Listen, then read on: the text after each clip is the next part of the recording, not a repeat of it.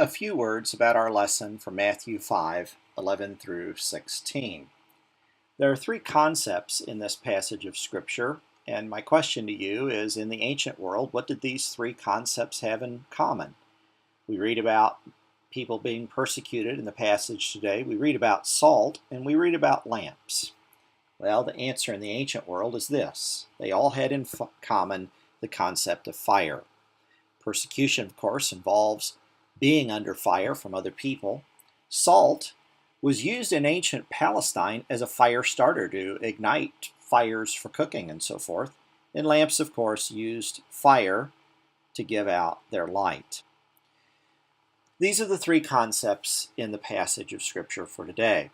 When we think about persecution, the verse 11, where persecution is mentioned, there are three different Greek words, two Greek words and a Greek phrase used to describe persecution. And we're asked to think about what it's like to be persecuted at the beginning here. One of the Greek words means to be reproached or scolded or insulted, blamed. A second word in Greek, to be persecuted, means to be chased or pursued or harassed. Someone is out after us, out to get us. And the third phrase is in Greek, literally is translated in English as to speak the evil.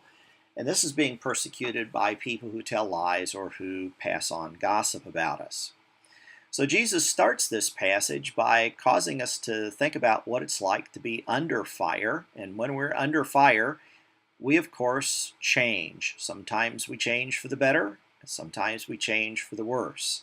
So the first concept today in the passage is the concept of persecution and how it is that being persecuted or being under these kinds of fires cause us to be different. The second concept in the passage today is about salt, and the salt in the days of Jesus and in the places where Jesus lived, the salt came from the Dead Sea. Now we know that the chemical properties of salt consists of sodium chloride. If we get salt from the ocean, then 97% of that salt content is sodium chloride.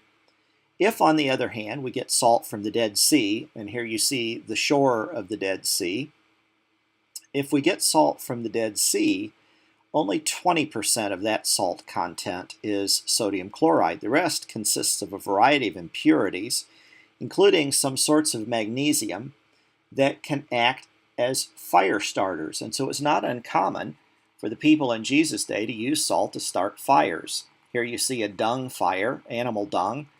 The salt would be sprinkled on it, and that way you could start a fire with it. And you could cook your meal on this. So when Jesus said, if the salt has lost its property, what good could it be? What he's referring to here is the property to be able to start a fire. If salt can't start a fire, then it is indeed good for nothing except to be thrown down and trodden underfoot. There's another interesting concept in this passage about salt, and Jesus refers to us as the salt of the earth.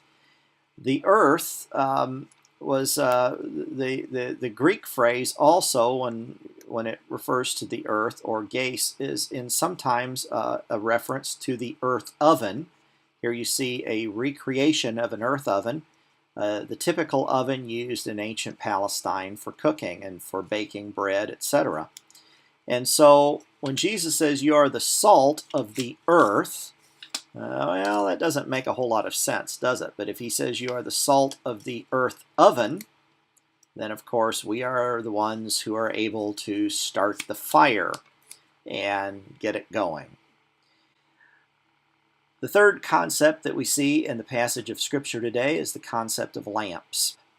And Jesus says that we are the fire of a lamp. We are the kind of fire that helps to bring enlightenment and understanding and sometimes warmth to other people. So let's take a further look now at this passage of Scripture. This is the end of the video, and I encourage you now to take a look at the essays and answer the questions that we have for today.